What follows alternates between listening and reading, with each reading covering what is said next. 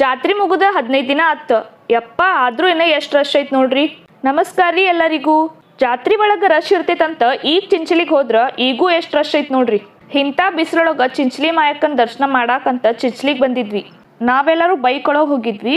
ಇಲ್ಲೇ ಗಾಡಿ ಪಾರ್ಕ್ ಮಾಡಿ ಹಾಲಳ್ಳೊಳಗ ಕೈಕಾಲ್ ಮುಖ ತೊಳ್ಕೊಂಡ ಮತ್ತೆ ಹಾಲಳ್ ಮುಂದನ ಇಲ್ಲೇ ಉಣ್ಣೆ ಮುತ್ತಪ್ಪನ ಕುರಿಗಳದಾವ, ಇಲ್ಲೇ ನೋಡ್ಕೊಂಡು ಗುಡಿ ಕಡೆ ಹೋದ್ವಿ. ಕೊಂಕಣದಿಂದ ಕೀಳ ಮತ್ತು ಕಿಟ್ ಅಂತ ರಾಕ್ಷಸರನ್ನ ಸಂಹಾರ ಮಾಡಾಕಂತ ಬಂದ ಮಾಯಕ್ಕ ಇಲ್ಲ ಚಿಂಚಲೊಳಗ ನೆಲೆಸಾಳ. ಅದಕ್ಕಿಲ್ಲೇ ವರ್ಷ ಜಾತ್ರೆಯಿಂದ ಕೊಂಕಣ ಭಾಗದಿಂದ ಜನ ಭಾಳ ಅಂದ್ರೆ ಭಾಳ ಬರ್ತಾರ. ಚಿಂಚಲಿ ಮಾಯಕ್ಕನ ಹತ್ರದಿಂದ ನೋಡಿದ್ದ ನನಗೊಂಥರ ಮೈ ಜುಮ್ ಅಂತ ನೋಡ್ರಿ.